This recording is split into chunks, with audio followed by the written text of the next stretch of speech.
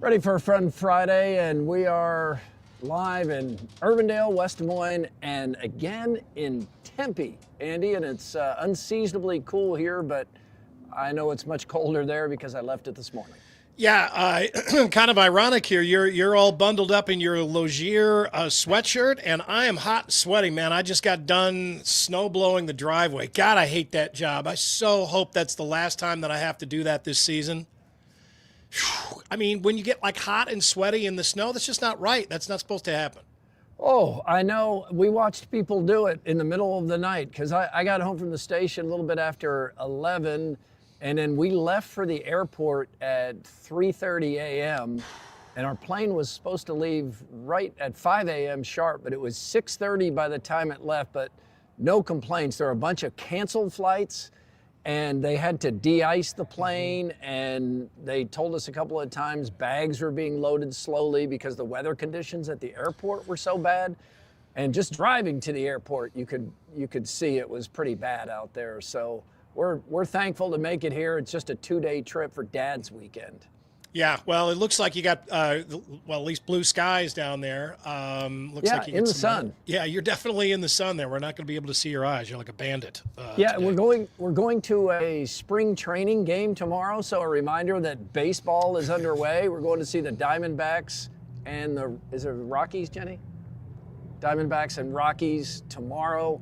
And right behind us on the beach, it's called a beach, I think it's a lake or river, there's what's called the Innings Fest going on all this weekend. So the hotel where we are, it's completely full and sold out.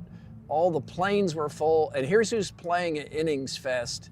Mumford & Sons, the Goo Goo Dolls, 21 Pilots, Cage the Elephant, Blink 182, and Public Enemy. Oh, hell yeah. Wow. That is a cross section right there. That is. Of decades and genres. I may go over there and be the old guy at the fest. No, hey, there'll look, be some it's the old guy at the fest. Hey, well, if Chuck D is there, he's older than you. Okay, good. Good. That's it. Hey, let's have a fun Friday here on Murph and Andy. Get ready. Blues Traveler and Jen Blossoms. Plus special guests, Spin Doctors. September 10th, Lordson Amphitheater at Waterworks Park. Blues Traveler, Jen Blossoms. Tickets are on sale now at Ticketmaster. Blues Traveler and Jen Blossoms. Presented by the Willis Summer Series.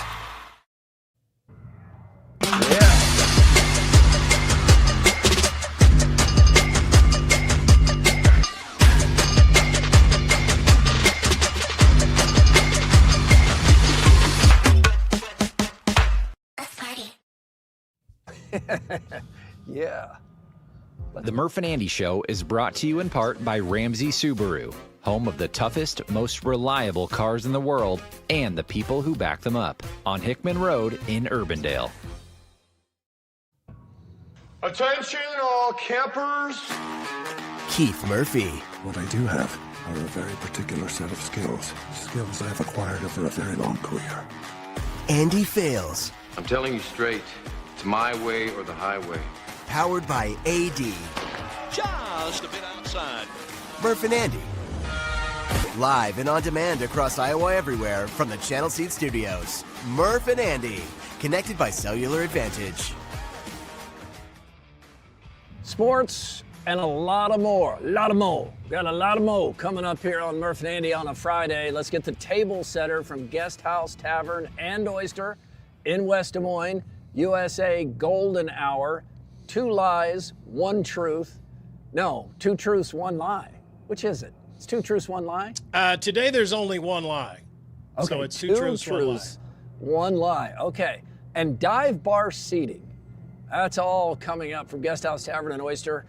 Nightly specials, great seafood, one of the best places in town to just settle in and talk. And this is a good weekend for it, settling into a lodge atmosphere. Yes, absolutely. This is a good time to come in from the cold. They get that fireplace kicking. All that supper club food tastes extra good when it's cold outside. It is, and it's not super cold here. It's not really awful. But man, we got a lot of snow. Jeez, we got a lot of snow. We got more snow than the meteorologists expected. That's safe to say. We got 5.9 inches here in Des Moines. Or I guess I'm in West Des Moines. We got about 5 inches in West Des Moines. But other areas in Iowa really got dumped on. Fredericksburg got 15.5 inches. Fort Atkinson and Marble Rock, wherever those 2 places are, that's Fort Atkinson? Yep. 15 inches of snow there in Wacoma. I don't know where that is either. They're all in northeastern Iowa. Wacoma got 14 inches of snow. That's a lot of snow. This was a big fat one last night. It was coming down, and it was funny because you could really tell we forgot how to do winter last night because there were people stuck all over the place. I don't know if you saw that when you were driving home last night. I did, and it felt like it was, the whole reaction throughout the day and night felt like it was November. Like, you know, that first winter storm that hits, we always overreact to it. We almost all do. And that's what it felt like. It's like it didn't have that late February feel to it. No, it didn't. We had just we'd had all this 60-degree weather. We had allowed our minds to go ahead and move into spring, but we were telling ourselves, hey, it's only February. We know this could happen, but we didn't really think this was going to happen. We didn't really think we were going to get a whole bunch of snow, and we did, and people had put stuff away and broken out their grills and stuff. I mean, it is just occurring to me now that my new pizza oven is still sitting on the back deck right now. I did not bring it in yet. That kind of stuff happened all over the place, and I think people they just unacquainted themselves with driving in bad weather. So they paid for it last night, and there's tow bans that I think are probably still going on in some highways in Iowa where people have just kind of had to left the cars that they've had to leave the cars that were stranded. But it's going to be a few days before we get back to normal here. I got to the car in the parking lot last night, and it was one of those nights I wished I had a snow broom. You know, you needed the full broom. I had the ice scraper with the brush on it, but man, it was stacked up high and deep. It took a while. Yeah, everybody was just kind of silently clearing off their cars out there and just kicking ourselves for my snow broom, brush, whatever. It was buried in the car. I had to get in there and dig it out. I'd forgotten about all that stuff, but got reacquainted with the snowblower this morning. So my glasses are all steamed up. That's another thing about wearing glasses, man. When you get sweaty, your glasses steam up, but you still need to wear them. One of the many drawbacks to wearing glasses. Time for high or low since our last show.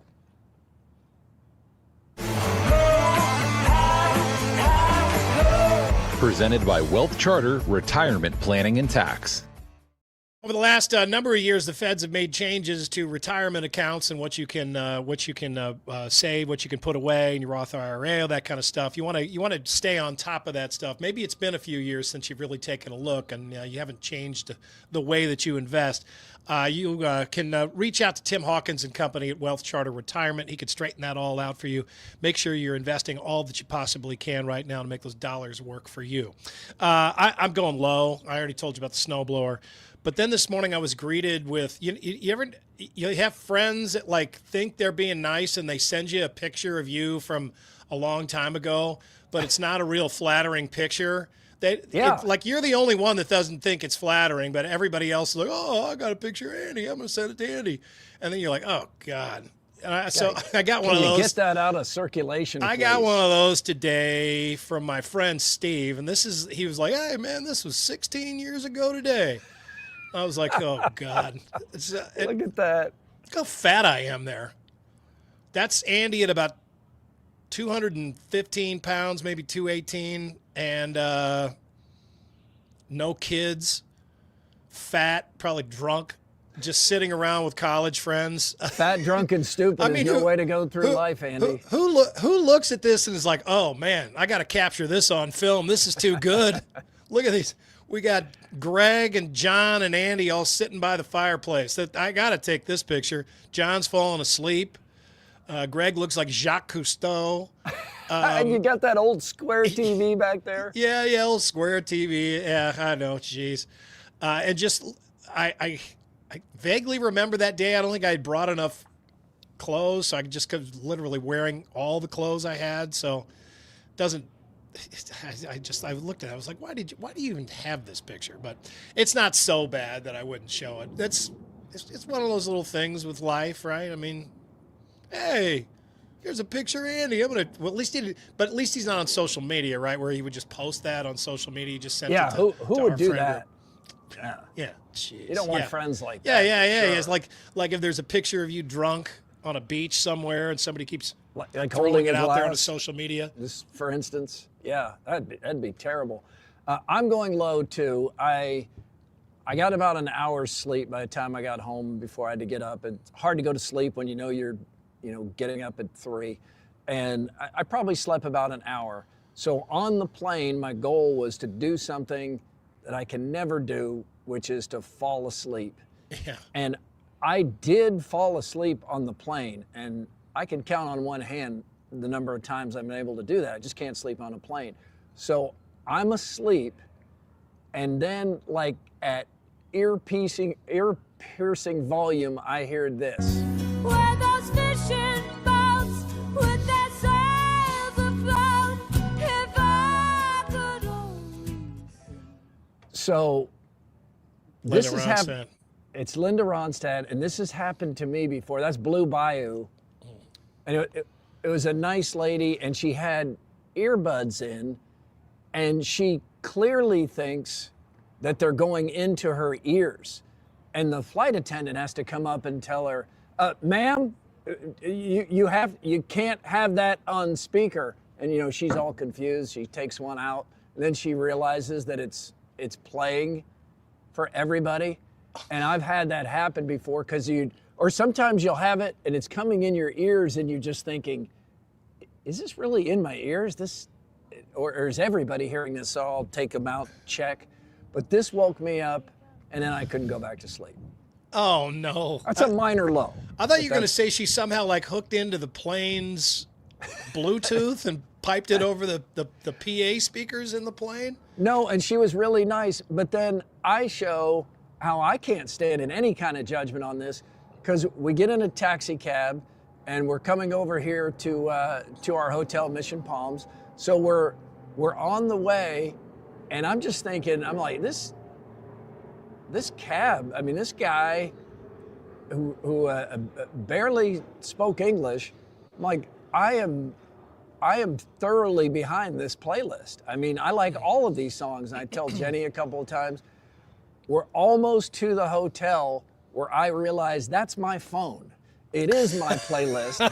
And I've been playing it, and probably to the annoyance of this cab driver, these are probably not songs that he would choose for himself. These dicks from Iowa just came in and started playing their music on my speakers. And it was an extended ride because it's usually less than 15 minutes here to the hotel.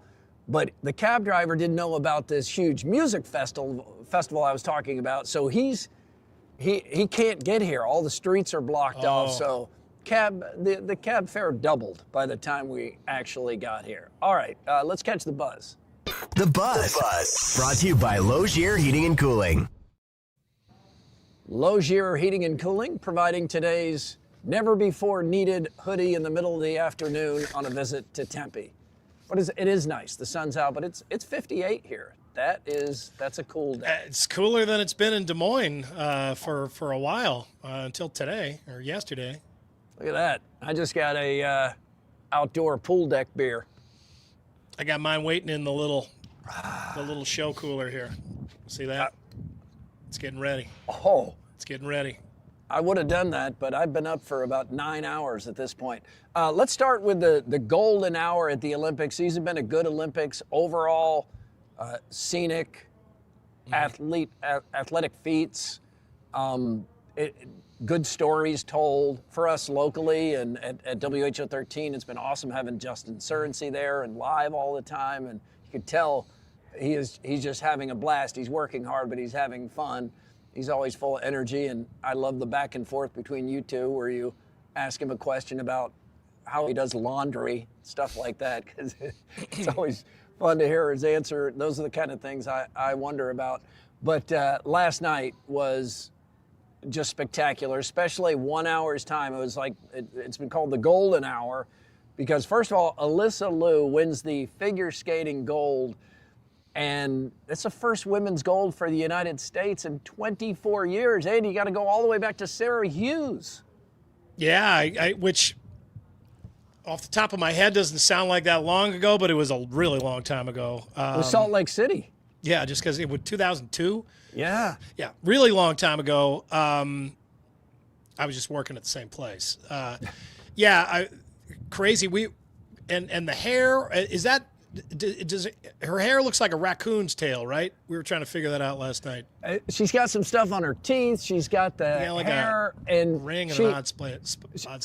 She's just, even before she skated in a couple of the NBC stories, and she was on 60 Minutes, like she's got a really cool backstory, and we can't get into all of it here, but some of it involving the skating part.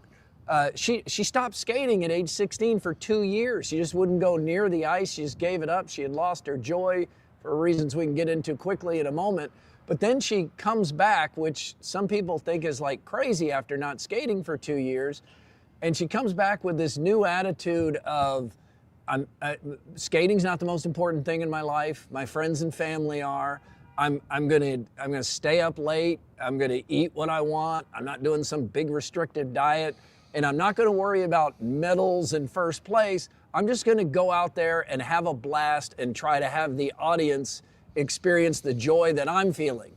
And then she goes out there to Donna Summer's MacArthur's Park and gives a stunning performance because, I mean, I don't know enough to even talk about skating, but you could just see both the athleticism and the joy. I mean, it was a blast to watch it, and I think everybody experience it. Like, she looks like she's having fun.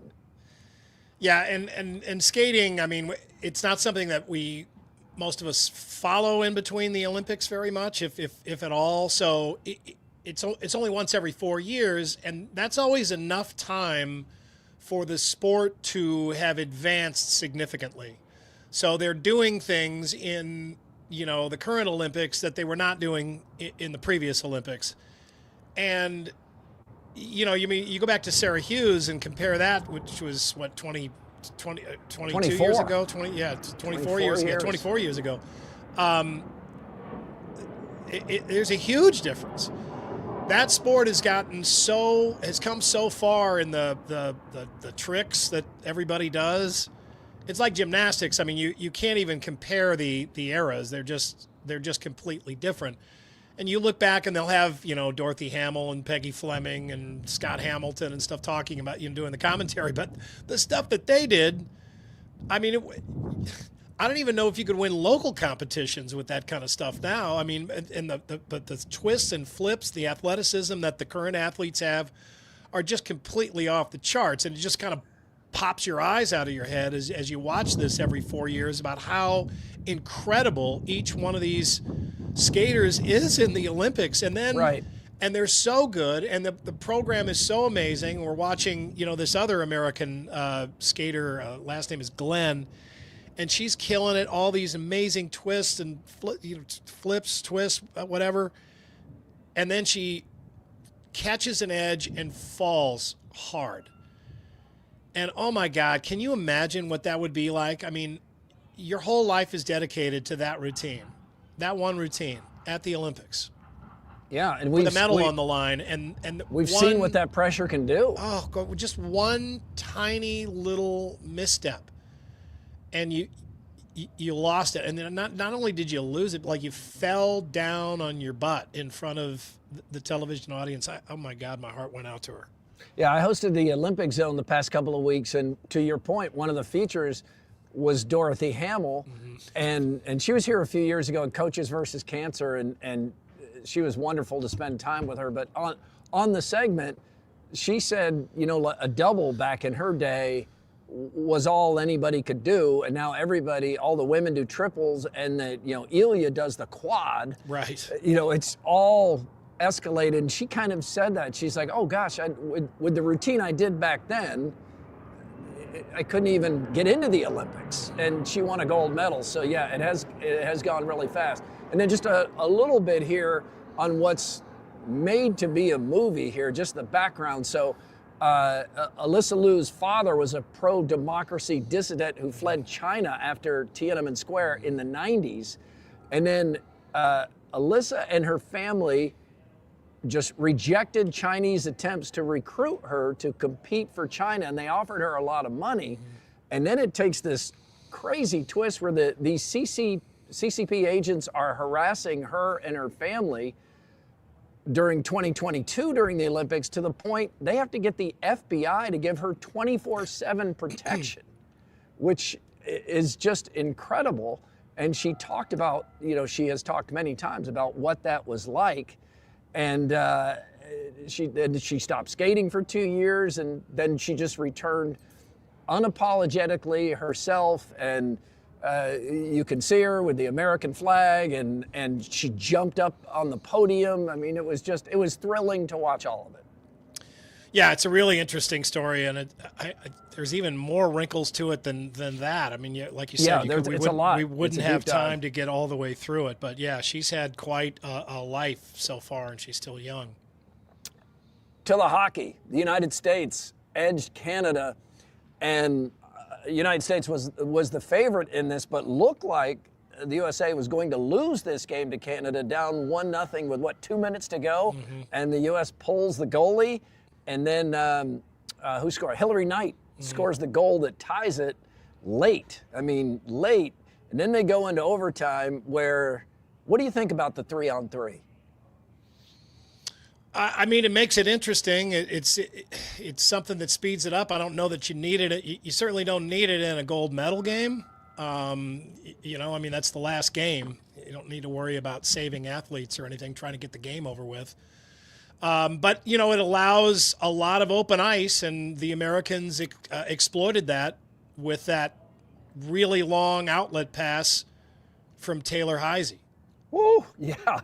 The goal was Megan Keller, and that was a fantastic move she made to get that goal. Yeah, I mean, Heisey gets the assist, but man, it was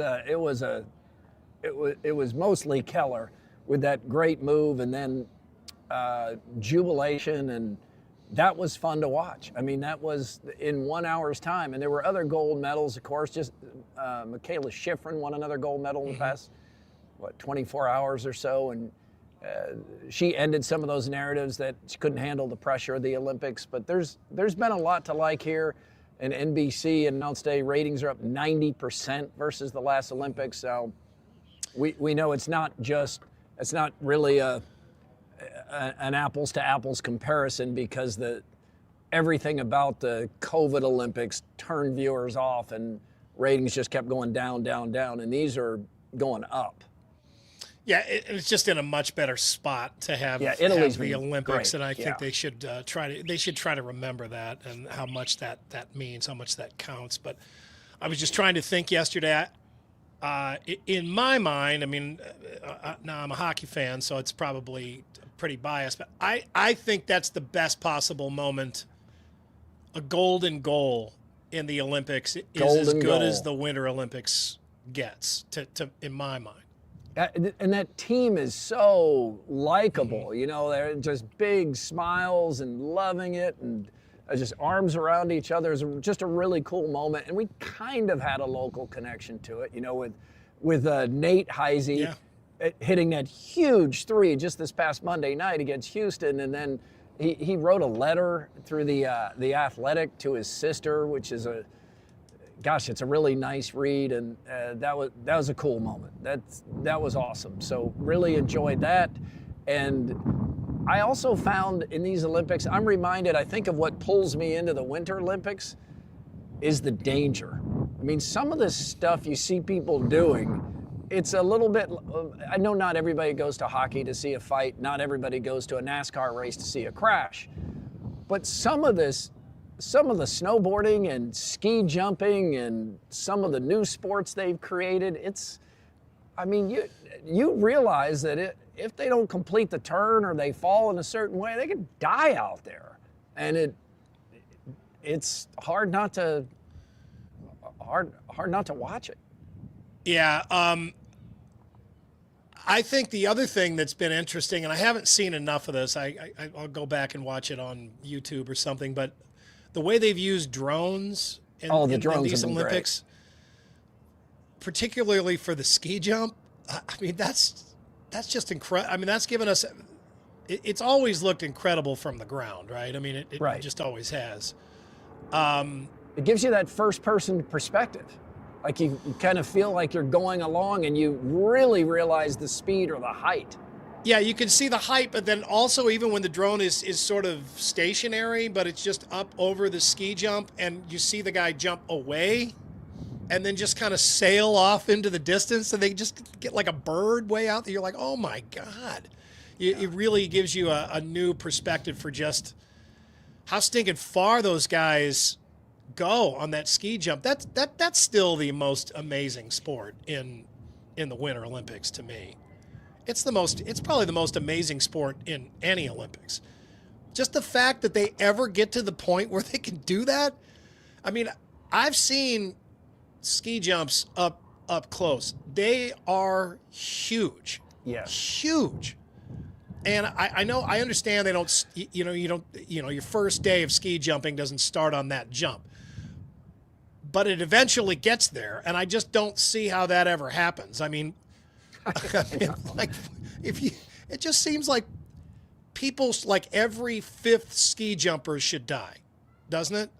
Like every fifth one should just fly off into the trees and break his neck, right? I mean, there's no way it's gotten safe enough for them to do this as like a town sport. But you go to Norway or many of these countries in the Alps, and they got a big old ski jump just sitting there. And the kids go, well, let's go do it. No school today. Let's go to the ski jump. So they go do it. Where's it going to be in 75 years? I mean, that's what I wonder. One of the stories we had in the Olympic zone was looking back at the previous Olympics, Winter Olympics in Cortina? Yeah. Cortina. Mm-hmm. And they showed the ski jump. It's still there from those Olympics. And the distance traveled now has doubled.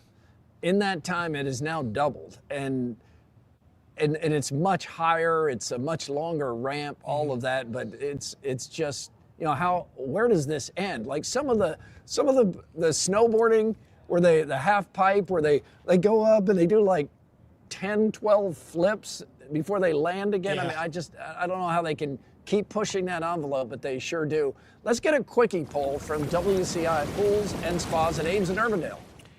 Which Olympics do you prefer, the summer or the winter? AD? It's whichever one is on. I fall into the Olympics every time. So right now it's the winter. You ask me in the summer of 28, it'll be the summer. But yeah, right now we're all in. It's what we watch every night, regardless of the sport. We're falling in love with it, and it's too bad it's almost over.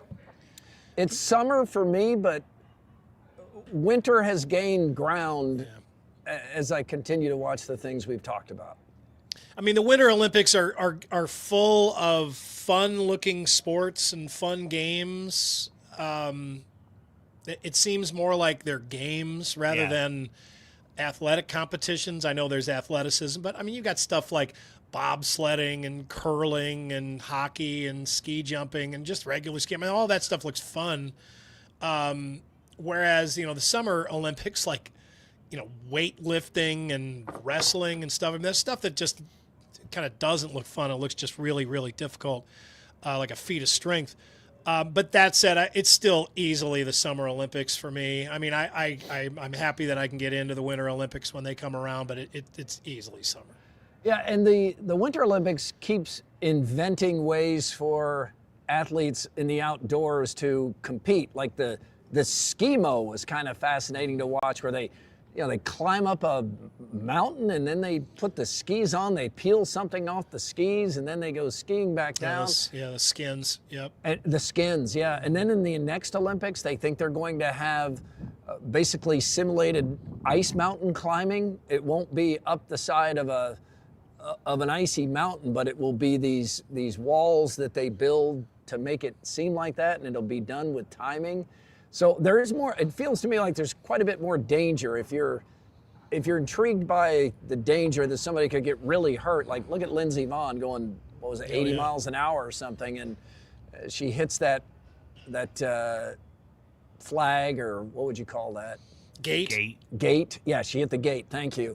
And gosh, she just saw an update from her today, just showing how. I'm surprised she didn't lose that leg, but she's now bionic. All right, some basketball coming up this weekend. Iowa State at BYU. That's a late tip. I think it's 8:30. It's at BYU. This is another tough game. BYU is down its second best player, Richie Saunders. That's a big loss for the Cougars, but they will be totally motivated to take down Iowa State. So this is the part of the schedule we've been looking forward to. Yeah, and still just a hard place, I think, to go and get real motivated. I mean, BYU is good. I can't imagine many of these guys grew up thinking about someday playing against BYU. Right. It's on the road. I think that's a pretty different place to play. I know the students still get really into it and get on the opposition, but. And then just the fact that they're coming off, woo, bless you. Thank you. I've never sneezed on the air on TV. Never once. Never once. Never once. I can't believe it. Feels like a jinx. I know. I've tried to jinx myself just for fun in the past, but I haven't. I've never sneezed on the air. But just the fact that they're coming off these two giant wins, giant matchups where there was no need for extra motivation at home, I just think naturally that's kind of hard to follow up. So I'm concerned about this game. I'm sure Cyclone fans are too. Seeing in the comments from Todd, I'm thinking Arizona tip 8:30, so it's 9:30. Yeah. 9:30 Central Time. They're not in Pacific time over there. No, they're Mountain time. That's so just it's a really late tip. 8:30 Utah time, 9:30 here. Okay. Jeez. Yeah. Wow. Okay, that is a late tip, but Iowa State coming off those back-to-back top 10 wins, so see if that momentum continues. Iowa's at number 24, Wisconsin Sunday. AD, your thoughts about Wisconsin, both the men's basketball team and the state itself? Well, I mean, if this was a drinking or eating competition, I'd be worried, but athletic competition, not really. They're fat, drunk, and stupid.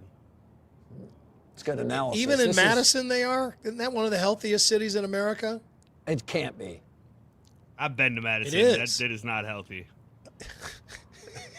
Is getting drunk healthy? I don't think so. In Wisconsin, No, I don't think it is. Yeah, it's just it's part of the scene, though. You kind of watch this game to see, okay, they're on the road. They're at number 24, Wisconsin. What are they going to ask Bennett Sturts to do in this game? Like, sometimes he's got to hit all the threes. Sometimes he's got to get all the assists. Last game, he had to play the best defense. Like, what's next for Bennett Sturts? How can they ask more of him? I think McCollum's just going to take the day off and let him coach also. Yeah, he's going to officiate. He's going to be the halftime show. He'll be performing with Red Panda. Does any team come to mind where one player means more to that team than Bennett Sturts? I mean, take him off this team. What kind of season is this? I mean, I have enough faith in Ben McCollum as a coach to say it's probably still a better season than you would think it would be. But Agreed. Yeah, I mean, he just does everything well. I mean, and it's reminding Drake fans of the fact that they probably should have been watching him a whole lot closer last year when they had him all year. I mean, but it wasn't until late that you were really fully aware of how valuable he was. But yeah, I mean, he's a guy you want handling the ball. He's the guy you want taking the last shot. He's the guy you want playing the most minutes. He's probably the guy you want at the free throw line. I mean, he's the one you want being the team captain. I mean, just walking your sister home from class. Yeah, probably. Yeah, taking the test for you. Yeah, you want to cheat off his paper. I mean, all you that want kind of to marry stuff. your daughter. Yeah, I mean, this is the guy. Yeah, you got to. You need to ask advice about something. You probably go to Bennett Sturts, right?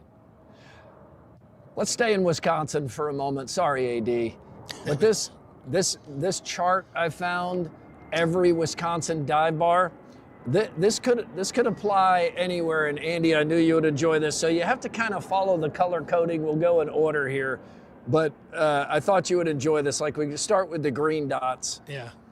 This is the regulars. You don't dare sit in these spots. Okay, this could be any Iowa dive bar, but the regulars have their spots. All right. Where's the front door here? Is that in the lower left-hand corner? That's a bathroom. That's a bathroom. Oh, yeah, that's the bathroom. Front door is over on the right. So on the right. Okay, all right. Next, yeah. I got it. Next, we go to the bartenders who open and close 7 days a week. Okay. All right. Then we're going to the yellow dot, an on again, off again couple who met 10 years ago in this bar. All right, then like the wine colored dot, people on gambling machines totally disconnected with what's going on around. Totally, completely. Okay. Like they've been there forever. They ain't giving up you ain't playing that machine. Yeah, Waveland, you can picture it in your mind. Yacht Club right there. All right, the pink one here, that girl who randomly wants to buy a round of cherry bombs. All right, and then the teal colored dot here, the guy making the rounds talking to everyone. There's always that guy. All right, then we got what we call this, AD, orange. Yeah. Snow shovel leaning next to the door so someone can clear the satellite dish after it snows. All right, more green dots here. Guy bringing a first date to his favorite bar. And then the other dot is girl on date wondering why he brought her here and realizing she's going to have to drive him home. The blue dot is, or kind of light blue, sky blue, waitress who is going to quit tonight. All right, and then you have a dark green dot here, sketchy bathroom with a latch that has been replaced 4 times. Totally. Carl's. Because somebody passed out in there and they had to be rescued, so they had to kick open the door. And then finally, the really dark dot, taxidermy display and family pictures on the wall. Oh, yeah. Yeah, you don't have a taxidermy display at a Wisconsin bar. You're not staying open very long. They'll have, and then they've got some old. They've got an autographed picture of some old unidentifiable Packer. Like it wasn't necessarily in the Lombardi age. He was like maybe from the early 80s, like Lynn Dickey's the quarterback. And he went to high school 3 towns over, so yeah, he's right. like the local. Yeah. He was on special teams in 1982, but he grew up in Forestville, and he played for Southern Door High School, so they got his picture on the wall and he autographed it, and it's like one of the most valuable things in the whole bar. And if you're not a regular, do not say, who is that? Because did you say, who is that? You're going to get an earful about it. What's missing from here, Andy? What's missing from the dive bar staple? I would have liked to have seen some pickled eggs. Yeah, pickled eggs. There's a jar of pickled eggs, pickled something behind there. Some kind of meat.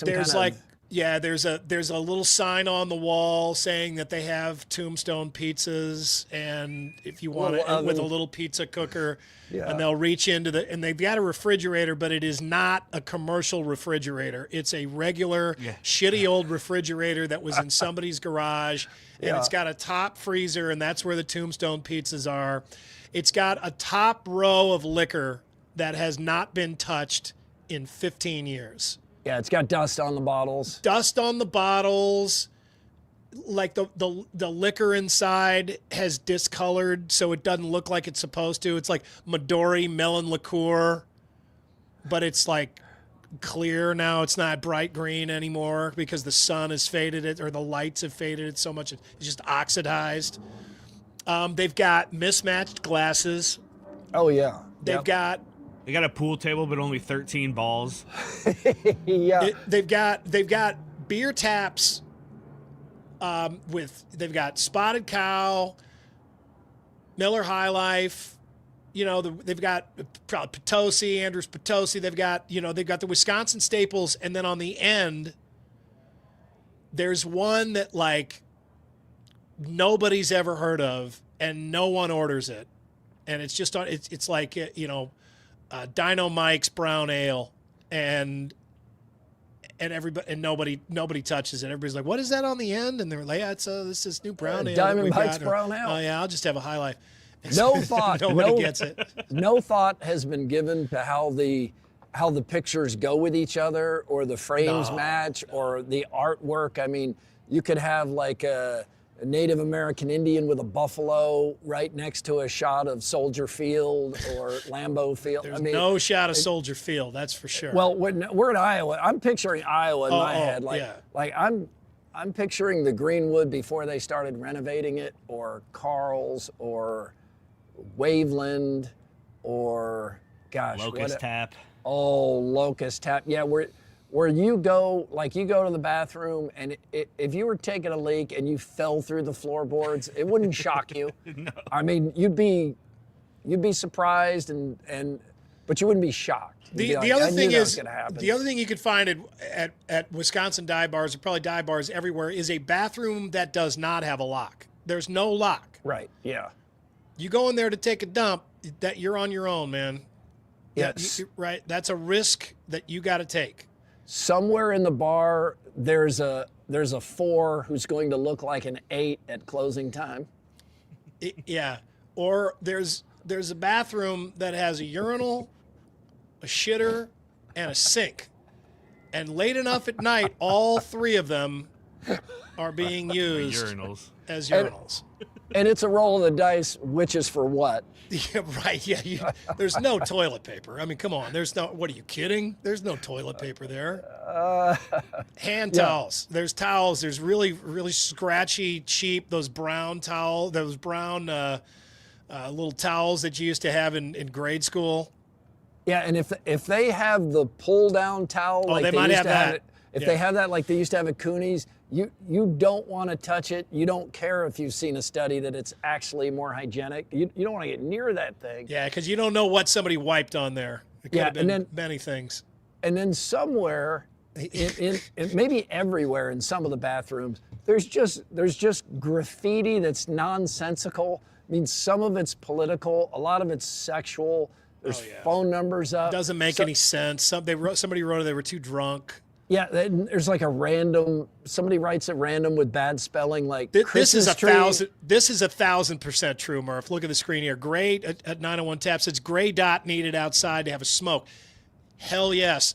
There's 2 or 3 people out there firing darts at all times, standing right outside the door, having a cigarette. And the funny thing is that they've got their winter coats on, which makes sense. You're like, oh, he put on his coat, go have a smoke. Goes inside, doesn't take off the winter coat. Still got it on. And there's also the person, this is new, this is the new generation. There's also this person. Yeah, the vapor. Yeah, totally.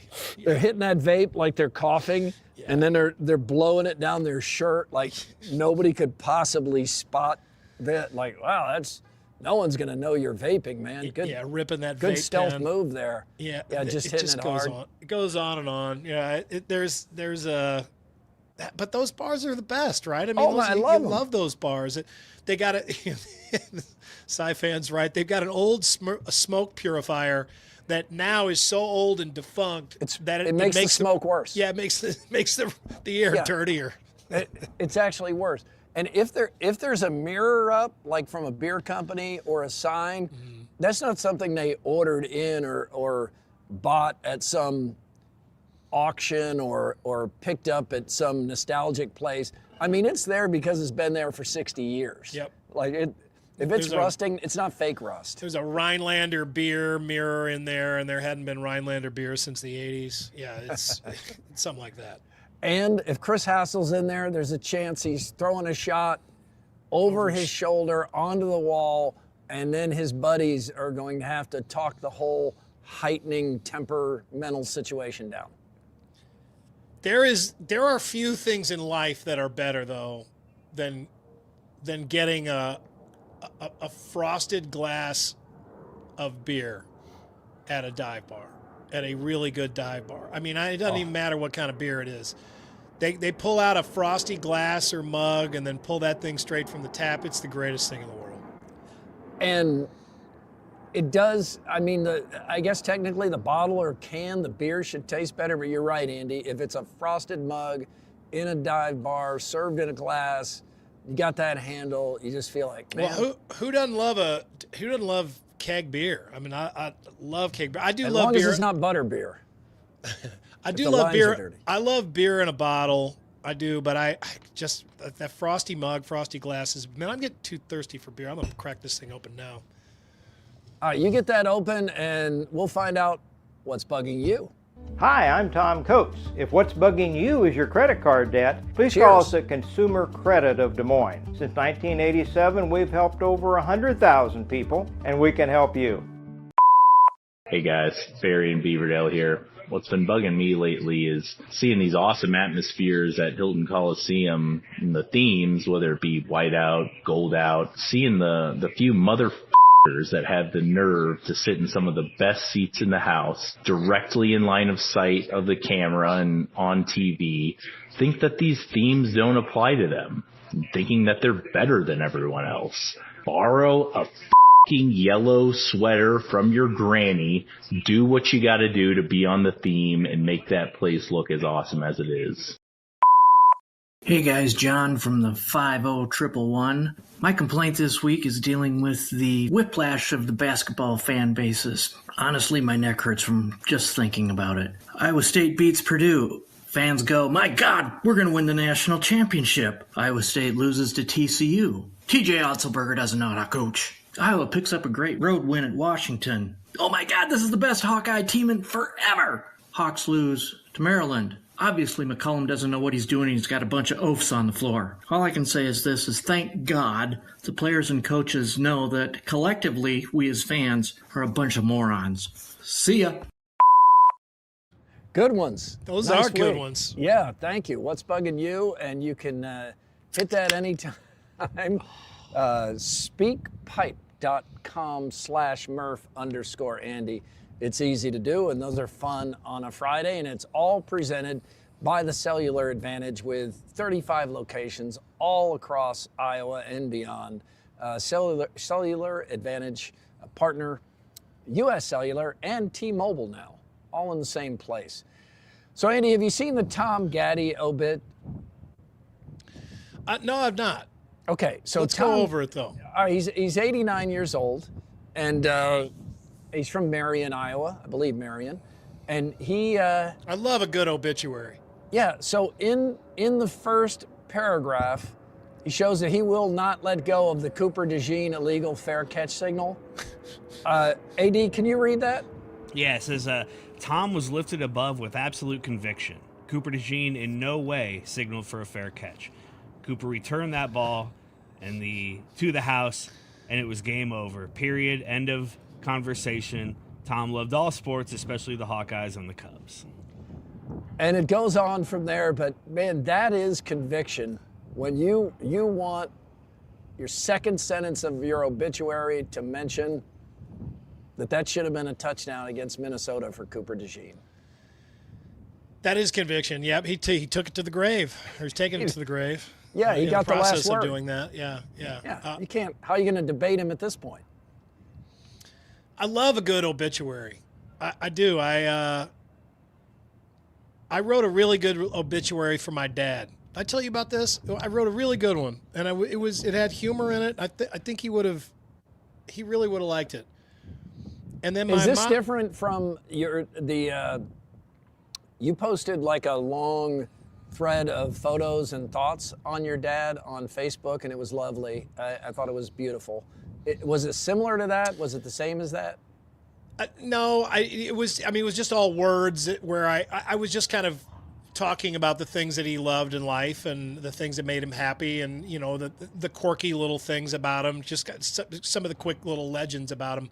But it wasn't that long.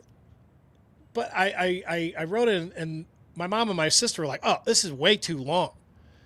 I mean, first of all, they were like, "Well, Andy, why don't you write it?" I was like, "Okay, I'll write it." They're like, "Oh, this is way too long." And my mom was You're like, "I have an editor? I've got an editor for this?" I was like, "Okay, well, I was like, I don't really want to be in charge of this." And so my mom was like, "Well, I'll rewrite it." No, the one thing she pointed out, she goes, "No, I wanted to put this in the Webster Kirkwood Times in the local paper in our hometown," and she goes, "And it's like 50 cents a word, so that'll be way too expensive." It's like, "All right, fine, you write it." And so my mom writes it, and it's twice as long, and it wasn't nearly as interesting. She just like listed out like all of all the people that he survived by, and she went like 3 generations deep. She like listed out his nephews and nieces and his brothers and sisters-in-laws. Like, he didn't care about that shit. That doesn't say anything about him. Why do we have to have that in there? I was trying to put some stuff that was actually interesting. People that are reading this, they don't know who your sister is. They don't know who they don't know Aunt Jane's kids. Well, I'm glad to see that just because you got some criticism for length, that you didn't strike back with any criticism in any way. No. I've kept it bottled up for 5 years Your now. mom almost. might be watching. She knows how I feel about this. I made my I aired my grievances, great. but so I wrote that. But the other, remember that obituary? We read it on the air. It would have been, probably 6-7 years ago. Was it the scathing one, just about what an awful person their mother was? No, you did one of those once, and it was written by my friend Dylan's mom, and I didn't know Dylan at this point, but Andrew, you guys know Dylan, you've met him a bunch of times. But anyway, he's from the Spillville area. His family is up northeastern Wisconsin, around Decorah, and his uncle died, and his mom, the guy's sister, wrote the obituary. And it's just the funniest obituary about what a pain in the ass this guy was. Just a son of a bitch. I mean, the guy was a real shit disturber. He really was. He was like he died. He lost his battle to cancer. And she's like, well, no, on second thought, actually, it was a tie, because when he died, technically the cancer died with him. But it was just hilarious. It was so well written. It was just great. And when you put, I don't know. I mean, I don't think there's many things you can do better for a person than a really great obituary to send them out, right? I mean, something that people will look back and they're like, oh man, I kind of feel like I knew this guy a little bit, when they didn't know him at all. Absolutely, and it there's a little bit of pressure with that. I've done a couple, and you don't want to get it wrong. I mean, you want people to, like Larry David. Yeah. Curb Your Enthusiasm. I mean, you want them to see why people will miss this person and why this person was loved, but then you also want to acknowledge what made them who they are and the real person. You don't. It's like sometimes we know this happens. Like somebody that wasn't a good person dies, and then everybody is saying all these nice things, and you're just like, you don't mean that. That's not real. That's not how you feel. Larry was supposed to say, lovely sister, beloved aunt. They screwed up the aunt part. They swapped out the A for a C.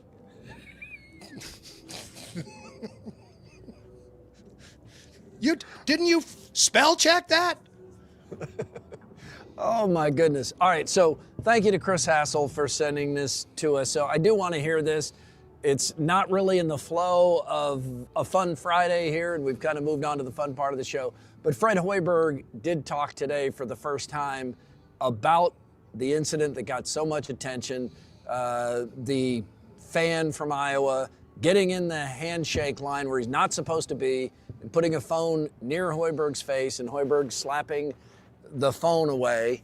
And I haven't heard this or seen it yet, but my feeling, and maybe I won't think this after we hear this, but Iowa has apologized. I should mention that too. Iowa has taken responsibility, said it will review measures, and apologize to Fred and to Nebraska.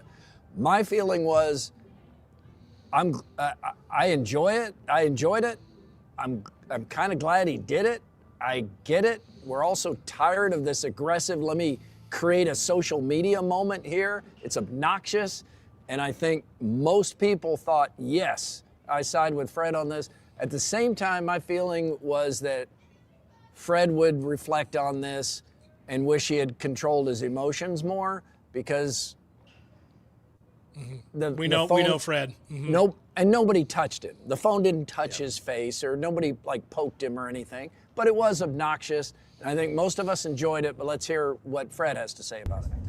Yeah, first of all, I want to thank Iowa for the statement that they put out.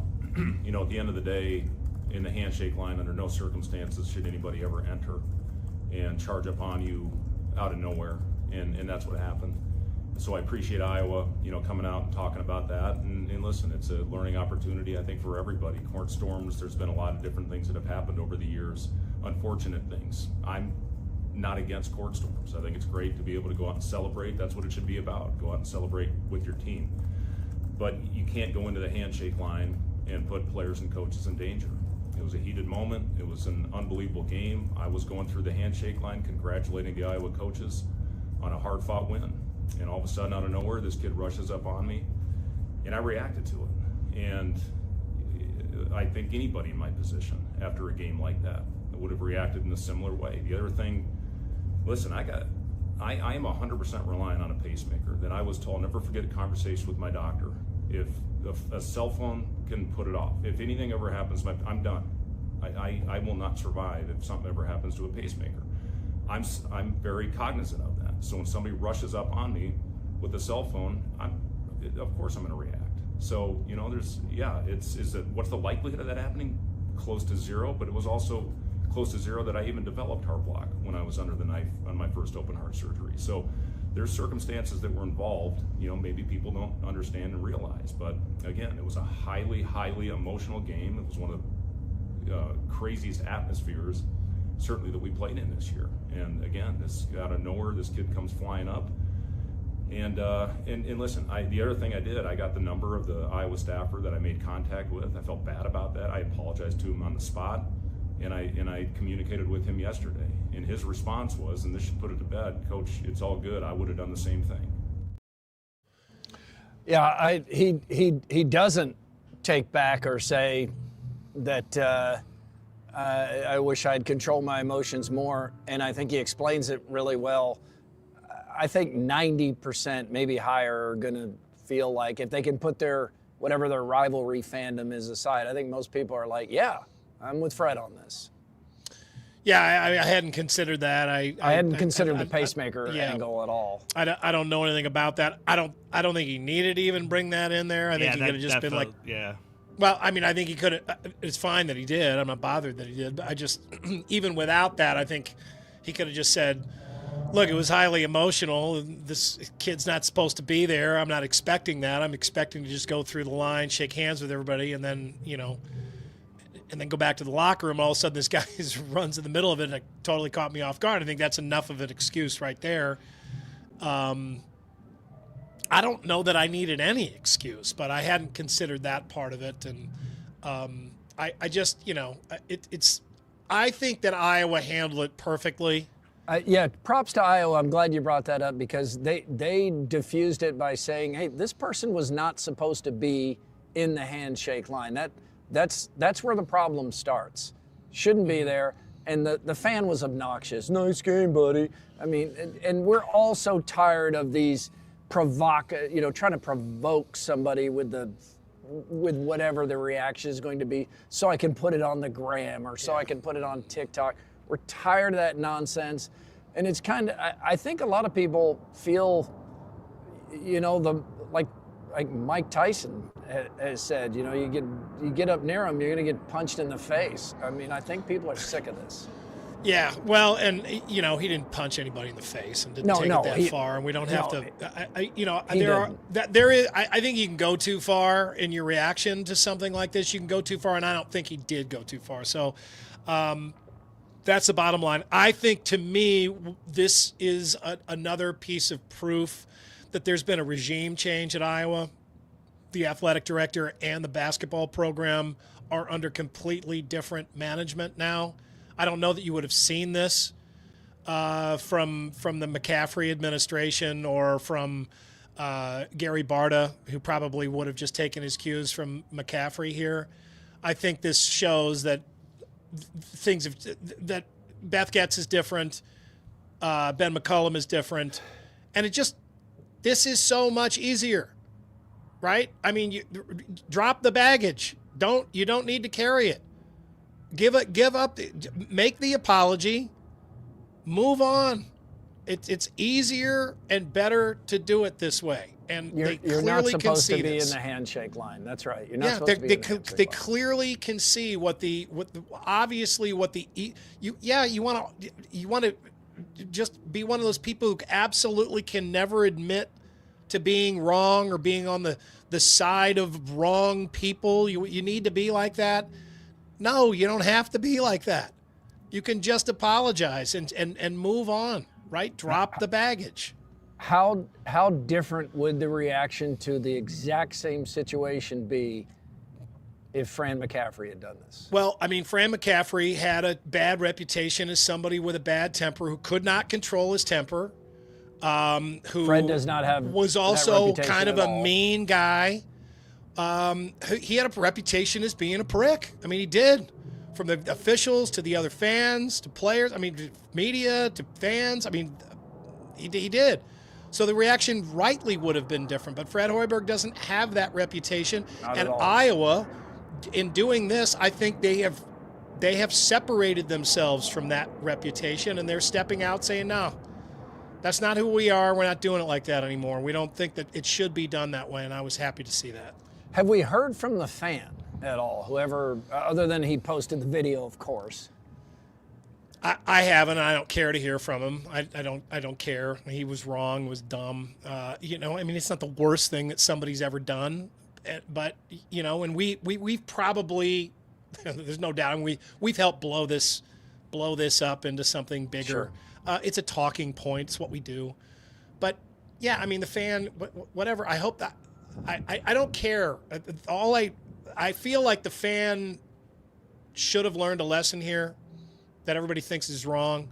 He's wrong. He was wrong. And he won't do it again. I mean, but I don't know, the likelihood he actually says something like that, I don't even want to guess on it. I just don't care that much to hear from him. Yeah, I have so much respect for Fred Hoiberg. Mm-hmm. I do still think that the fan is far more in the wrong here, but I do still think that you don't swipe at the camera.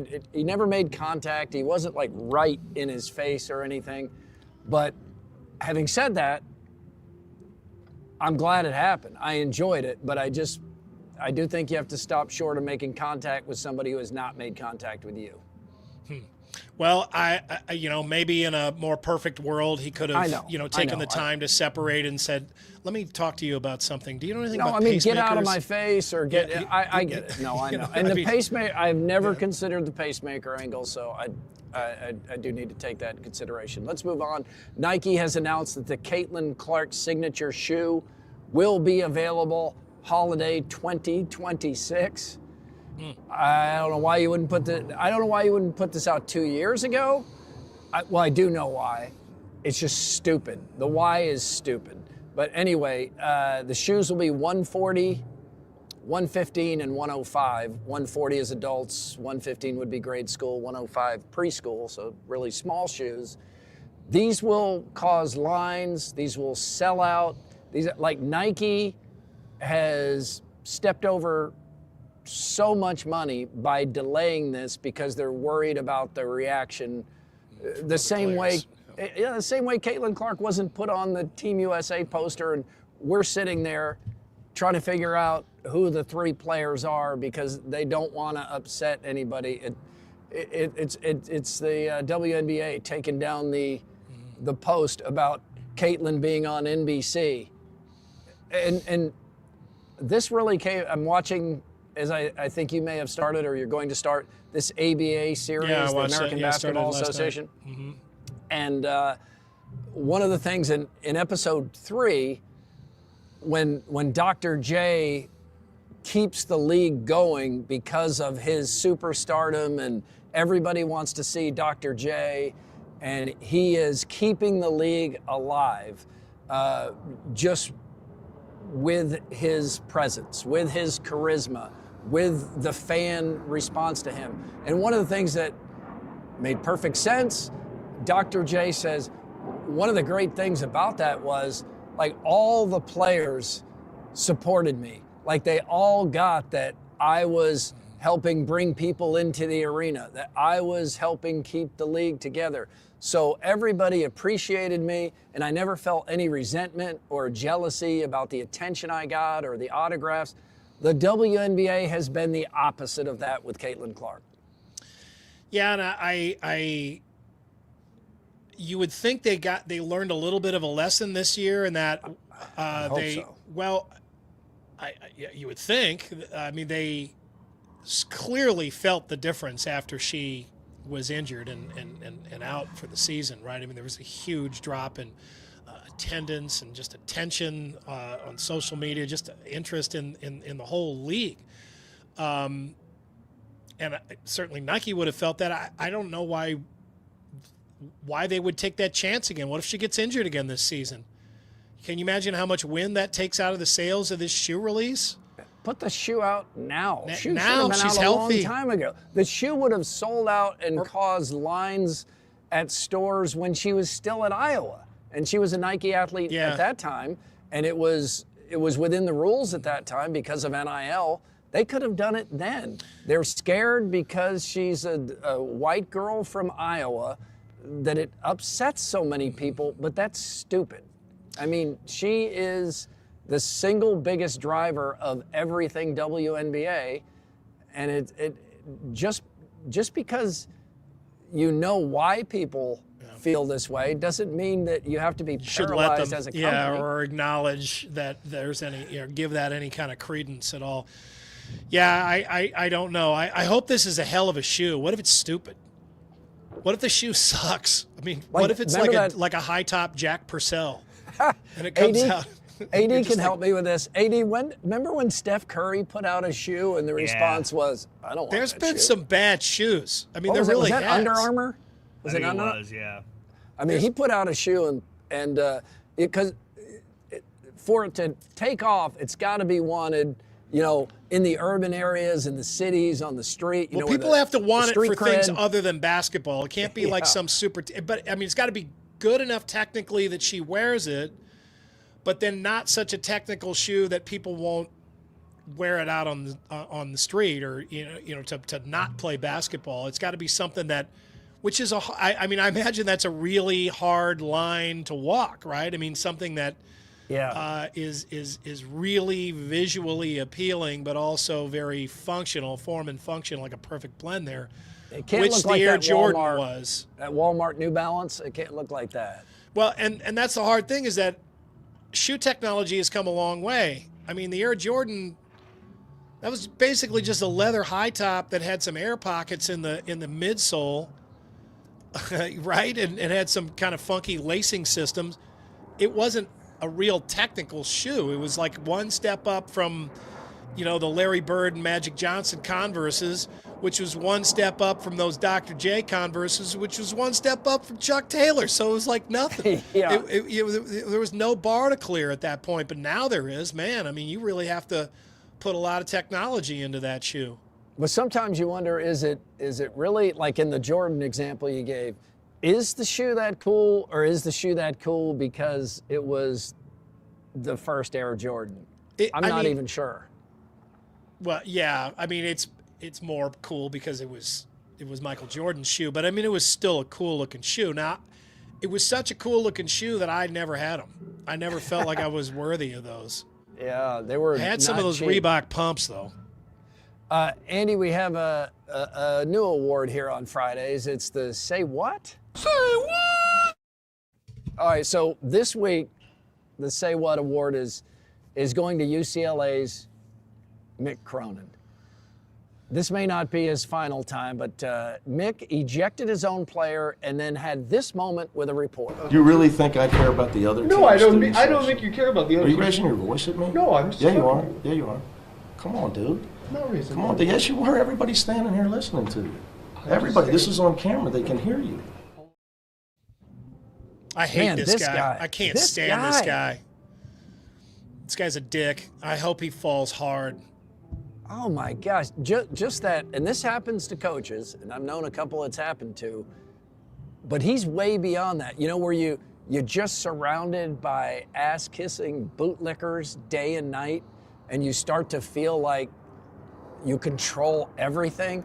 I mean, you're a basketball coach, a good one, but you're a basketball coach. Man, you don't talk to somebody like that. Did you raise your voice at me?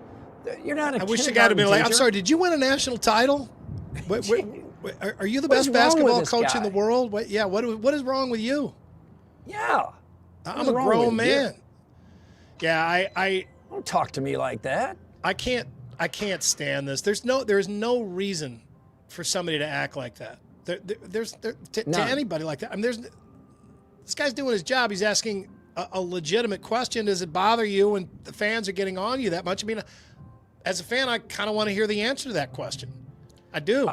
I want to hear him say something like, you know, that comes with the territory. That's something as a coach that you like, or I'm a fiery guy. I know that follows me around. People try to use that against me, try to use that against my team. I have to put it out of my mind. I can think of a bunch of really interesting answers to that question.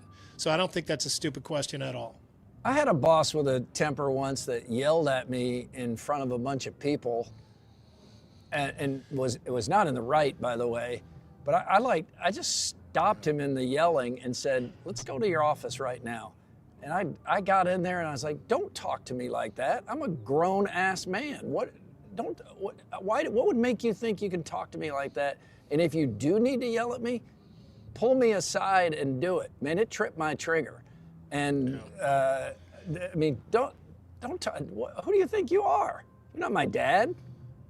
Yeah, and I imagine this made that reporter and everybody else that was part of the media in that room, you know, think about this situation for days on end about what they wish they would have said and, you know, what they could have said and should have said. But, I mean, this guy he's bringing this on himself, and he's now got a line of people that goes out the door waiting for the day that they can jump on him and really let him have it, whether when he's fired or when, you know, or things aren't going well, maybe even when things are going well. I mean, really, this guy's showing his true character here. There's just no reason to act like that. There's no reason to act like. We all get frustrated.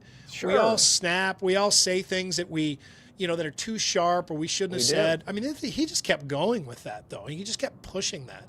He makes Fran McCaffrey look like Dr. Phil. Yeah, this is really bad. And in a place like LA, I can't imagine that they're gonna take it easy on him for that. Time for throwdowns on Murph and Andy. Throwdowns. It's Throwdowns, backed by Heartland Tire and Auto. Heartland Tire and Auto, treating you like family, an authorized dealer of both Firestone and Bridgestone tires. Murph, the Bears aren't coming to Iowa no matter how badly a couple of state senators want to get their name in the paper. But my son is at the age where he does think that Iowa has a chance to get an NFL franchise at some point. So he asked me this question. I'm going to ask you, if that were to happen, what would you name that team? The Bears. I think that's too much of a brand, too iconic to change it. I think when the Bears are in Indiana, they will remain the Chicago Bears. Well, I hope they don't go to Indiana. I think they will. I hate when teams do this. That is a Chicago team. I know that's technically part of Chicago, but have you seen what that area looks like? It's just a bunch of disgusting factories and polluted water all around there. And I hate when this team is so rich. I was picturing strip malls. It's not like a bunch of strip malls. No, it's great. No, they've showed like a big wide shot of where it is. No, it's gross. Okay. I mean, these teams are so stinking wealthy. They got so much public money as it is. They want to move just so that they can give themselves more money and cheat on their taxes, skip out on the taxes. I mean, and that's a beautiful location there at Soldier Field on Lake Michigan. That's one of the greatest locations of any stadium in any sport anywhere. That is an amazing location. That's a terrible thing. And I mean, it would be better, I guess, if they went in Arlington Heights and at least stayed in Illinois, but I hate that the Bears. I truly hope that something happens where this can't happen. But yeah, I mean, you gotta keep the name. When you change too much, changing the city is hard enough. But I mean, we're to the point now where I mean, anything regional just doesn't really matter anymore, right? It just doesn't. I mean, it's like this. It's the NFL. It's plug and play. All right, Andy, if your car is outside during a snowstorm, how fully do you clear it off before driving? Oh, man. It was such a bad situation last night. There are things as I get older and as I grow into a middle-aged, white, suburban, crotchety asshole man, there are things that bother me that I would have laughed at 20 years ago, and I'm totally turning into that person. But like water in my garage, like water on the garage floor. I'm like, oh, man, the garage floor is all wet. I get the push broom out, try to dry it off. So, yeah, I mean, I had all this snow all over my car, and I was trying to get as much off as possible because I didn't want to melt in my garage overnight in a big old puddle in there. I don't like driving on the driveway right after the snow. I got to get out there with the snowblower, and I knew I was going to have to drive on the snowy driveway. It was a bad night last night, Andrew, I'll tell you. I suck. I clear enough of a spot where I can potentially navigate home without getting in a crash. Sorry. That's throwdown. Do you have a big puddle in your garage this morning? Oh, yeah. Jenny was bitching about it at 3:15 in the morning. Now she's looking at me like... Still pissed about it. What? Yeah, that stuff... That sucks. Scott School, Stupid Quickie Poll, and more next. It's Murph and Andy on Iowa Everywhere. Grammy-nominated country artist Tyler Childers presents Snipe Hunt, performing at KC Center July 15th with special guest Wednesday. Get tickets now at HighVTix.com. Those beers.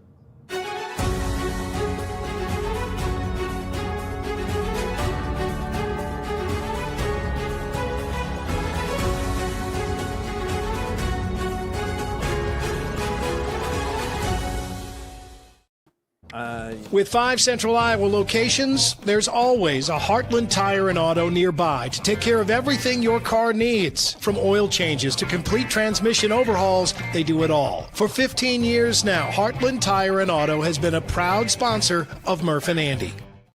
Scott School, Scott School, Scott School is cool. Yeah. Hello, everybody. Welcome to Scott School. First, I just want to say happy Cherry Pie Day to everybody. But today's Scott School is about a musical artist named Janie, whose band was going to be putting out an album, a new studio album. I know where we're going with this. God damn it, Andy. Come on, I know. No, I'm not going to give it away. Okay. I'm just saying I like it. I like where we're Thank going. you. Okay, so Janie's... Nope, not going that way. Janie's band is going to be putting out a new album, and the band gets this terrible news from the studio that says that there is no song on this album that warrants being a single. And so Janie goes back to the studio immediately and cranks out in 15 minutes what will be their biggest hit of all time. And that musical artist's name is Janie Lane, the male lead singer of Warrant, and writing their song, Cherry Pie. Happy Cherry Pie Day, everybody. That's Scott School. Scott School, Scott School, Scott School is cool. Yeah. You know what I always loved about Cherry Pie is just the subtlety and nuance of the lyrics. Yeah, the subtext there, right? That you really had to really dive into the lyrics to figure out what they were talking about there. Janie Lane ended up hating that song because he thought it undercut the value and depth of all their other songs. Yeah. Yeah. Yeah, whatever. Yeah, good video. I do need to tell you, Scott School is presented by carbless, premium, handcrafted cocktails. Boom. Got the black we cherry got plenty today. to drink on this show, don't we? Stupid quickie poll. Let's get a stupid quickie poll from the mind of Scott Siepker. When putting on socks, I usually sit or stand. This is a good question, and it's something that really changes as you get older, I think. I am you're right. Totally into sitting while I put my socks on now, and I didn't used to be. Same. Yeah, I even have like a socks and shoes chair in our bedroom.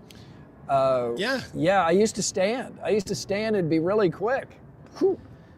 I also think the quality of the socks that we use now, like when I was a kid, I don't know, we were just having those Hanes cotton thing. They were so loose, you could just slip those suckers on like bread sacks. You didn't even have to use your hands. No, yeah, it was just you scoot just them on. slide them in. Now I got these darn tough socks that are incredible socks. Oh yeah, but those are good you gotta, socks, man. You gotta like pull those suckers on. Oh, speaking of tough socks, we found a picture of Colin recently because he used to be a husky kid. It's just kind of hard to believe now, but he wore some Tough Skins. Remember Tough Skins? No. Tough Skin jeans? They didn't make Tough Skins when Colin was alive. They weren't Tough Skins? Oh, they were a husky. They were a husky. I'm sorry, husky makes me think of Tough Skins. Remember Tough Skins? You could get behind a ski rope behind a pickup and just go down the street on your backside because it was so thick. It's Sears. Sears. Does Tough Sears Skin. even exist anymore? Is there still Sears? And there's no Roebuck. There's John Sears. No, I think Sears is dead. I think it's gone. I think they are. We used, my mom used to shop for clothes at Sears. Yeah, those Tough Skins, like, it's the opposite of the pants these days that have all the stretch in them stuff. They had zero stretch. As a matter of fact, you had to wash them, Murph, like 9-10 times before you could really even bend the knees in those? Just so you could cut down on the amount of abrasions on your legs from the jean material scratching on your legs. There was so much chafing. There was husky so much jeans. The husky sizes. That's one of those euphemisms that they use to make things sound better when they're actually not, like plus size or what are women? It's crazy. They don't even have like large. Do they say large in women, or they don't say extra large? They say what do they say, like extra beautiful? Yeah. More to love. More to love size. What do they call plus? First of all, they say plus size. Jenny, there's no big and tall. There's no big and tall section for women. Lane Bryant. You go to Lane Bryant, right? Tall women's sizes. What do they say instead of like large or extra large? Plus. Plus size. Yeah, that's right. Plus. By the way, Scott is watching Overthinking this week. And what an ending where the show ends because there's a gas leak where Cade works. Yeah. Cade has to evacuate the building. We lose our producer, and we immediately just cut the show off. Hey, that's why I watch. I don't know what's going to happen. Confluence is the official beer of Murph and Andy. Confluence is where good things come together. Andy, what are you drinking today? I'm drinking another one of these Bulldog Honey Kolsch beers, which I like. It's an easy drinking beer, but it's got a little extra ABV for you. It's at 5.6%. Right. And this is a tall boy, so when you've had no food like I have today, and you put it's like one bread. Of these down, it's liquid bread. You're feeling a little bit of a tiz. Let's get some more. But wait, There's more from Either Or Eatery and Patio. All right. Sorry, I fell asleep. Patty. Jeez. Man, the reviews are coming in. All right, the patio the patio is officially they're not opening the patio at Either Or either. Patio, they're too much snow on the patio. Man, they had a run there though for a while though. Still a wonderful place to go tonight. Handmade pastas, great smash burgers, beers by Lua Brewing, top shelf liquor. That fried bologna sandwich. Fried bologna sandwich is great, nice and garlicky. Taste that for a while after you eat it. I just got a text. It's from Jenny. I'm so hungry right now, I'm about to eat my own foot or any foot near me. How long is this show going to last? Sweet Jesus, wrap it up. We haven't even... Sorry, Jenny. We haven't even got into more yet. Yeah, it's 2:24. All right, we'll try to speed it up a little bit. Let's get it started. Andrew, let's start. It's Friday. Let's start off with a Friday butt rocket. Oh. Like more of that. Like you gotta get on your back. Like that. God. Let me put it in. But get your legs up over your head. Somebody hold his legs back. And I told you not to start this early. Sounds like Siepker. I want to see it. I'm not lighting. We can show this? Asshole. Don't hold it with your hand. Wait. Make sure it balances first. That's great. Pull your sack up so it sticks out. There, like that. No! That's right, man. Andy! I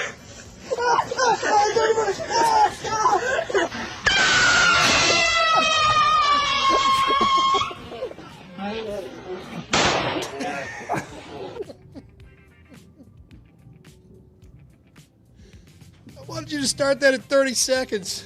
Oh my God. Well, you got to see the whole thing. It's Can we show? I don't feel like. All right, Scott, let's move on. Australian reporter Danica Mason on the air the other night. My bad. I didn't get the 30-second. Oh boy! Oh boy! It's right here. I see it. Yeah, no, I see it too. He's got a lot to do. Oh. Lift up your sack. Well, he had to pull the rocket straight up, so it would hopefully I'm launch. sweating Which over it here. didn't launch Oh. anyway, so that part didn't help. The Today Show in Australia, God, that show's funny. Those hosts are that male host, Stevanovic or something. That guy's really funny. They have really funny stuff on that show. So the other night during the Olympics, their reporter that they have there covering the Olympics, Danica Mason. She was on the air doing a live shot and she was drunk. She later apologized on the air. I just want to take a moment, if that's okay, just to apologise. Look, I totally misjudged a situation. I shouldn't have had a drink, and especially in these conditions, it's cold, we've got altitude, and not having had dinner probably didn't help as well. But I want to take full responsibility. It's not the standard that I set for myself. Yeah, I mean, that's the way you do it, right? I mean, she wasn't like sloppy, stupid drunk. She was just kind of slurring her words, but they're up in the mountains. That altitude sickness gets me.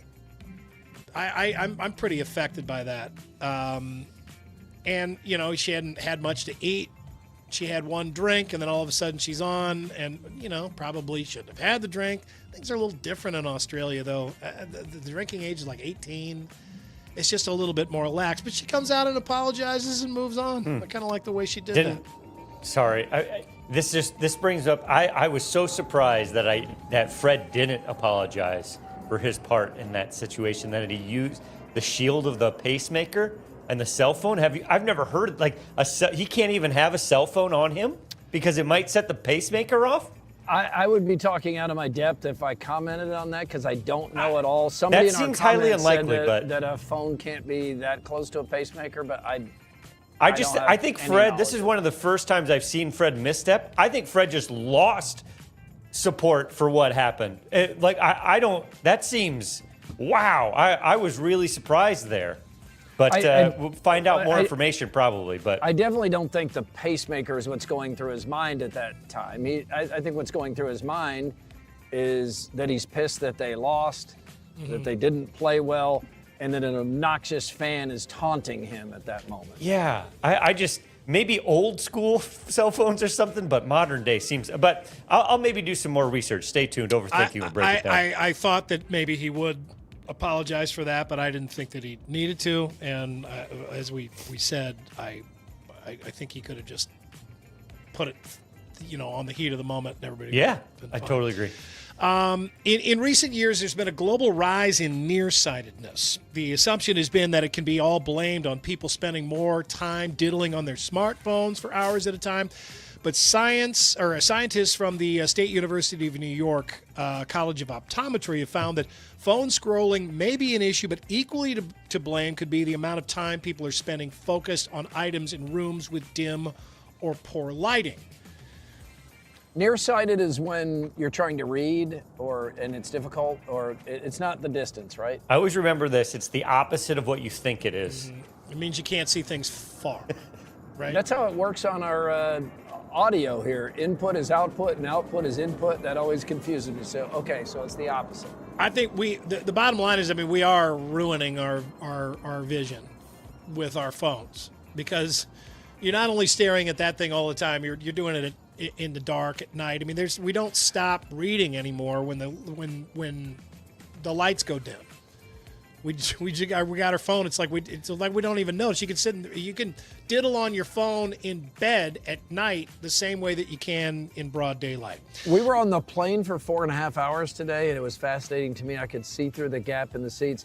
There was a lady, and I'm not on TikTok, and she just had this TikTok feed up, one after another, and she watched it the entire time.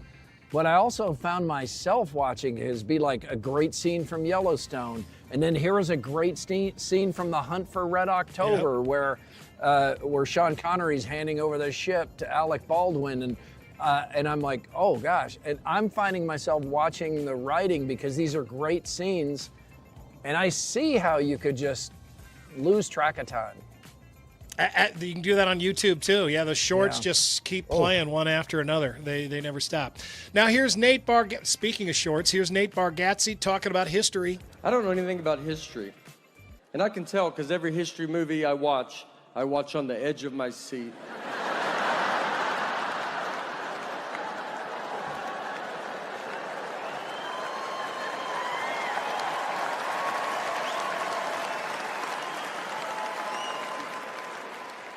What is gonna happen?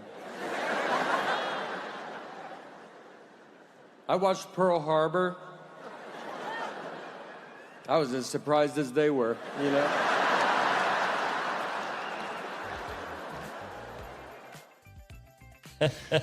A reminder that not only is he coming here to Des Moines, he'll be here on Friday, April 24th. He'll be here on a Friday. Tickets still available. IowaEventCenter.com. There you go. Speaking of entertainment, IMAX and Apple TV, see what you guys think of this idea.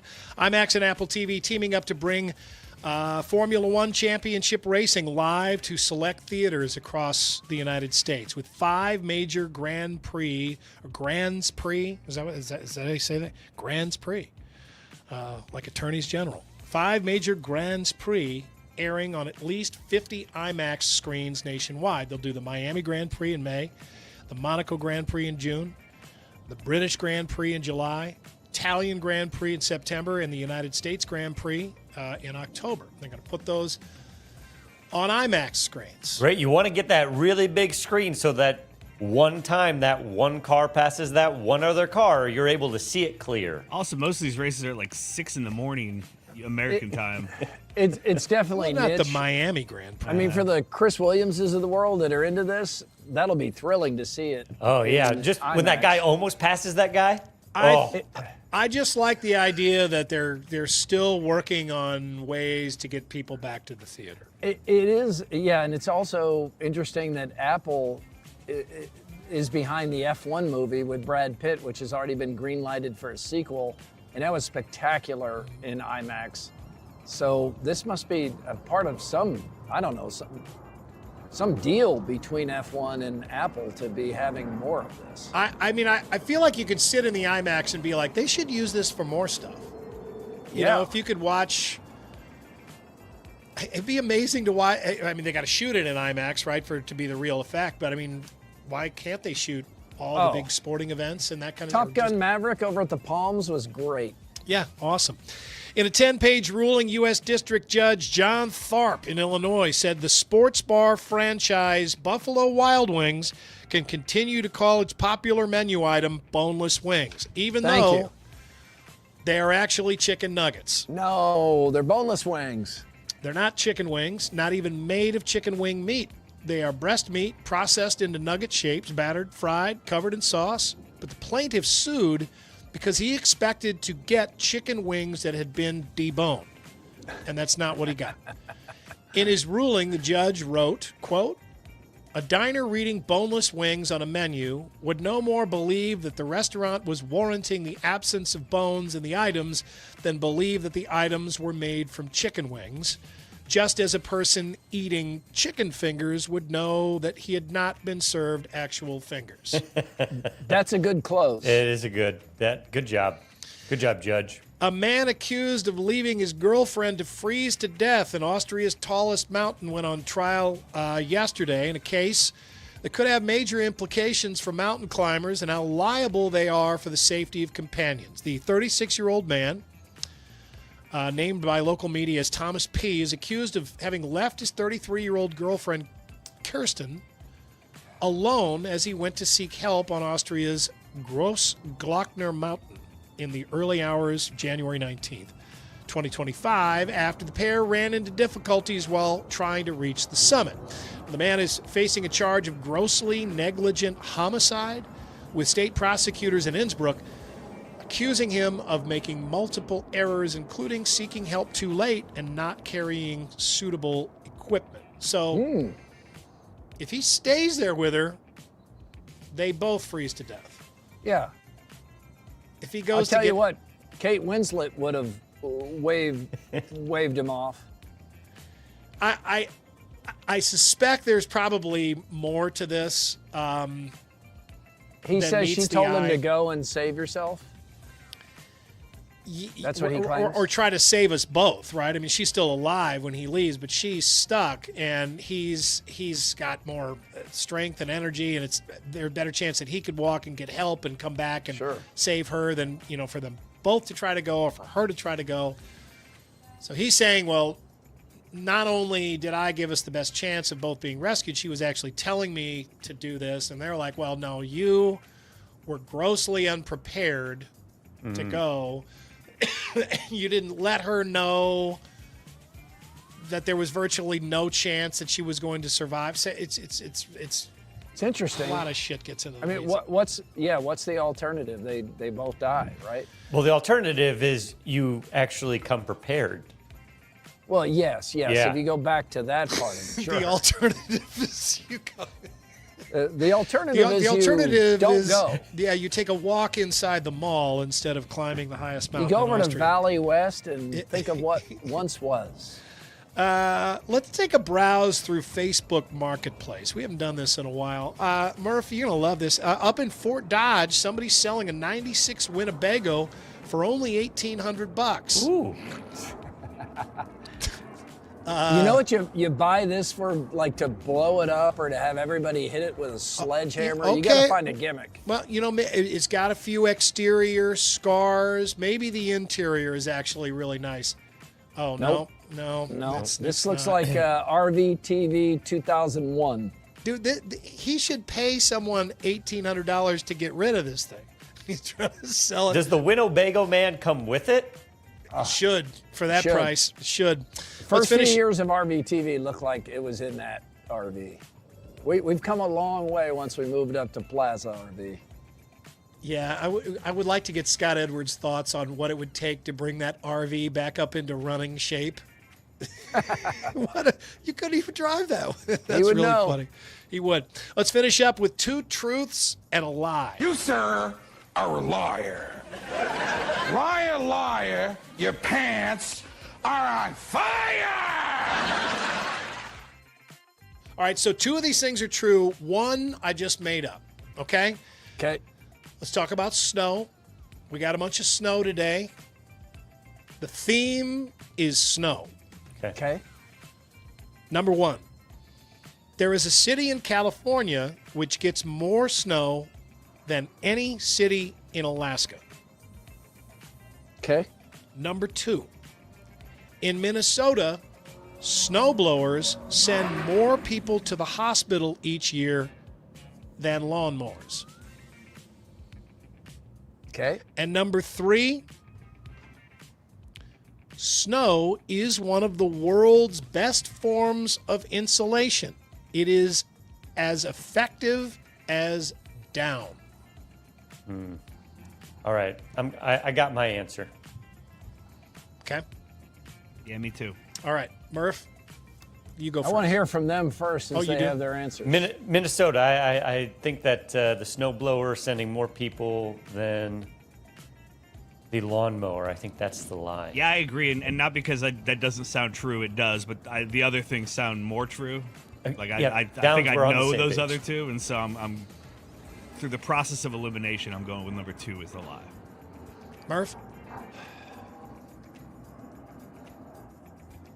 I was leaning toward that one too as the lie, the snowblower versus lawnmower, but Now that these 2 have picked that. and the insulation seems like it's so counterintuitive that you wouldn't pick that you could be doing reverse psychology. So I'm going to pick that as the lie. Scott and Andrew are right. I made that one up. Suck it, Murph. Lots and lots of emergency room visits due to snowblowers, people reaching their hands, and it still pales in comparison to the injuries caused by lawnmowers. People use their lawnmowers more than they use their snowblowers, even in Minnesota.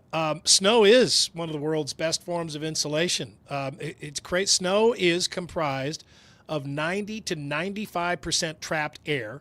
It means it's a great insulator. This is the reason many animals burrow deep into the snow during the winter in order to hibernate. It's also the reason that igloos, yes, that use only body heat to warm them can be 100 degrees warmer inside than outside. And there is a city in California, Soda Springs, that gets 411 inches of snow annually. That is almost 200 inches more than the snowiest city in Alaska. Wow. However, Washington, Oregon, and Utah all have snowier cities than the one in California. That's a good one. That's your more, everybody. Nicely done. It is time for the Andrew Downs audio drop of the day, and we call it the AD Squared. Yeah, powered by Game Day Men's Health. If you're out there shoveling and realize you need a little help, Game Day can help you. Ankeny, West Des Moines, North Liberty, wherever you are, there's a Game Day near you. It is Friday, so some parental advisory is necessary. None of these bleeps are necessary. It's all innocent conversation. I have placed bleeps to make you hear things that aren't actually being said, though. So what you hear is on you, not us. It's This Week in Iowa, unnecessary censorship. Monday Sports and More Table Setter from Guesthouse Tavern and Oyster. Here we go. Coming up on the show, Rock Drop Jayhawk, Hawks Lay Egg, and Tang himself. I'm going to go high today. This is a Monday, and it feels great. And it was a really great weekend, too. I mean, it was a springish weekend. I outside on Friday. Over to the corner, a 3 by Heisey. Yes! Are you kidding me? Right at the shot clock buzzer. I mean, it's tiny, tiny little Oh, I'm so glad you said little Yeah. I mean, it's little things. Some more disturbing AI news. Meta patented an AI that lets you keep from beyond the grave. I think they kind of got to the edge of what humans can possibly do, right? Like there's just not a whole lot else that is humanly possible with a and we've hit critical mass there. Nicely done. Hey, AD, punch me up full. Let's check on Jenny. There she is. Yeah. She's hate texting over there. Just rage texting. She's texting me, just pretend there's a gas leak, end the show. Yeah, that always works. Pretend there's a callback. gas leak. And That you're is a saying, good how callback. close are you to either a motorcycle ring or the airport? F1 race has started. Jeez. What are you hearing? You just such all loud day we had motorcycles in the background. airplanes fly. Oh, it's airplanes. We're right by the But there airport. were And a I heard a motorcycle. motorcycle too. You There were a did? couple motorcycles. I can't hear anything but you guys. All right, let's get the quickie poll results. Which Olympics do you prefer, the summer Jeez. or the winter? Summer still running away with this one, 69%, about 31% say winter.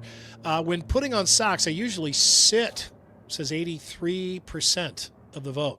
83%? That Yeah, seems high. 17% up there living dangerously, standing, putting on these Working on their socks. balance. Yeah, work on your balance if you're young enough. We will have happy hour live from Tempe tonight at 6:30, I think. I don't know if it's going to be a happy hour. You'll have an hour. It'll be less than an hour. Or a I half, could you'll think. have a half an hour, yeah. Yeah, that's coming up. And don't forget, it's a week from today. That's it. Week from today, the party over at the Irish Iowa Everywhere audience party. Chris Hassel will be there. Make sure Maybe. everybody comes up Yeah, and says hi to him. You're Yeah, going shake to his want to hand. meet Chris Hassel and get a selfie with him. A hug. Shake his hand. A hug, He yeah. likes to hug. Yep. Yeah. Yep. Buy him a shot. Yeah. but do a shot with Chris Hassel. There you go. Do it Yeah. all. Make sure you get a photo with him. Tell him he all loves about just everything. Bring a little notebook of things that you want to talk to Chris about, so you don't forget. that. He'll be glad to have the attention. So yeah, and both the dads will be there. Yeah. Both Chris's dads. Happy hour live at 6:30 from the Irish, and we're going to interview the dads. You talked Hopefully to them about Don that Hassel. already? You got it all Yeah. set up? Yeah. Yes. Oh, he did. Okay. Okay. All right. Well, that's that going to be could- some. Yeah. That could get sideways. You guys give me some question ideas for that. All right, thank you for making Murph and Andy part of your Friday. If you get a chance, as always, please like, review, subscribe on whatever platform you found us. We're back Monday, and we hope you are too.